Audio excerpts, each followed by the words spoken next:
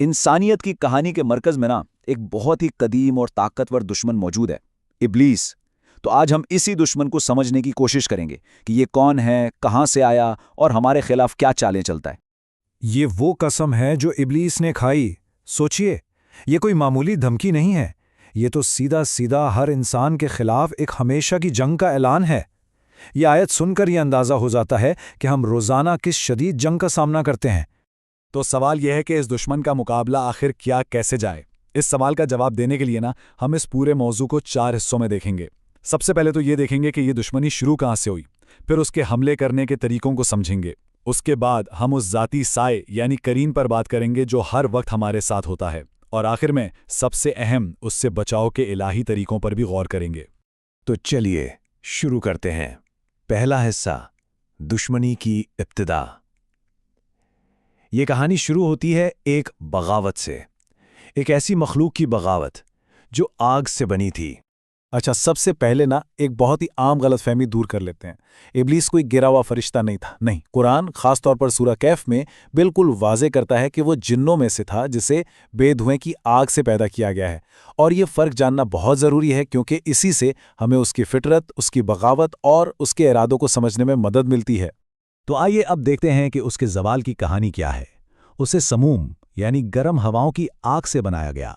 پھر اللہ نے تمام فرشتوں اور ابلیس کو حکم دیا کہ آدم کے سامنے سجدہ کرو، لیکن تکبر نے اسے روک دیا۔ ابلیس نے صاف انکار کر دیا، اور دلیل کیا دی؟ کہ میں آگ سے بنا ہوں اور یہ مٹی سے، میں اس سے بہتر ہوں۔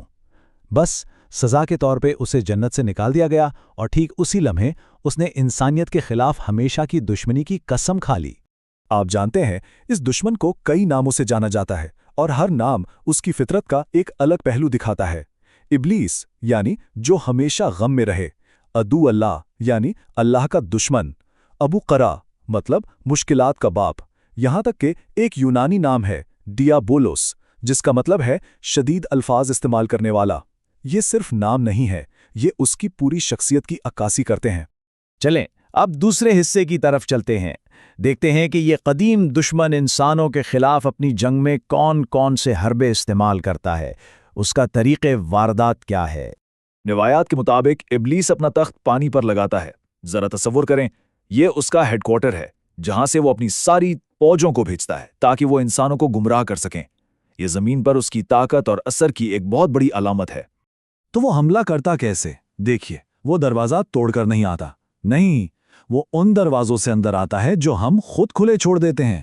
ہماری جذباتی کمزوریاں جیسے شدید غصہ، بے انتہا محبت یا نفرت، شہوت، ڈپریشن، احساس کمتری، جب ہم ان جذبات کے قابو میں ہوتے ہیں تو ہم اس کے وسوسوں کا سب سے آسان شکار بن جاتے ہیں۔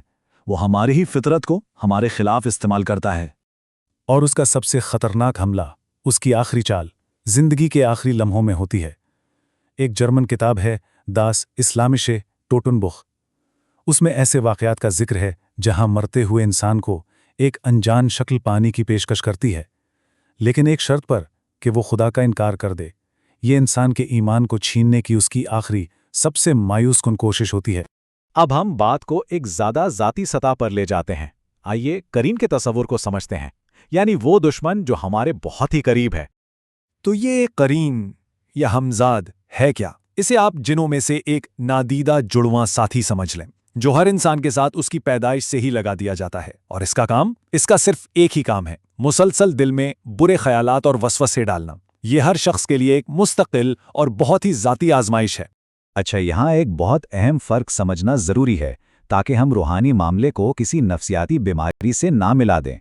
دیکھیں، قرین کے وسوسوں میں انسان کی یادداشت ٹھیک رہتی ہے، اسے وہ خیالات یاد رہتے ہیں، جبکہ ڈی آئی ڈی جیسی حالت میں اکثر یادداشت میں کافی خلا آ جاتا ہے۔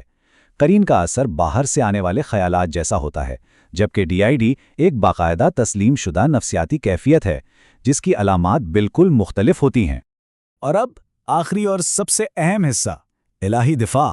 آئیے ان 5 ڈھالوں پر بات کرتے ہیں جو ہمیں اس دشمن سے بچا سکتی ہیں۔ یہ 5 بہت ہی عملی قدم ہیں جو ہمیں نبوی تعلیمات سے ملتے ہیں۔ پہلا قدم بسم اللہ کہنا، کہتے ہیں کہ اس سے شیطان کی طاقت اور تکبر سکڑ جاتا ہے۔ دوسرا، برے خوابوں سے بچنے کی دعا پڑھنا، تاکہ نیند میں بھی اس کے اثر سے محفوظ رہیں۔ تیسرا قدم، شیطین اور بری نظر سے بچاؤ کی نبوی دعا کا استعمال۔ چوتھا، موت کے وقت شیطان کے چھونے سے اللہ کی پناہ مانگنا۔ اور پانچواں قدم ہے گھر میں سورہ بقرہ کی آخری 2 آیات کی تلاوت، جو 3 راتوں تک حفاظت کا ذریعہ بنتی ہیں۔ یہ ہیں سورہ بقرہ کی آخری آیات کے وہ طاقتور الفاظ جو ہمیں یاد دلاتے ہیں کہ اصل تحفظ کہاں سے ملتا ہے۔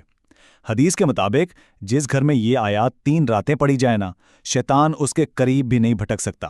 یہ اپنے آپ میں ایک مکمل دعا ہے، معافی کی، مدد کی اور اللہ کے سہارے کی۔ اور یہ بات نا، یہ پورے معاملے کا خلاصہ ہے۔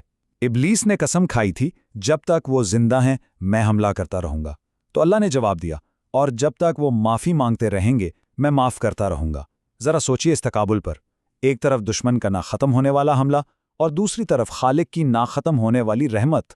تو آخر میں سوال یہی بچتا ہے نا، ایک ایسی جنگ میں جہاں ایک طرف ایک دشمن ہے جو کبھی نہ تھکنے کی قسم کھاتا ہے اور دوسری طرف ایک رب ہے جو ہمیشہ معاف کرنے کا وعدہ کرتا ہے، تو انسان کس کی طرف جائے؟ انتخاب ہمیشہ ہمارا اپنا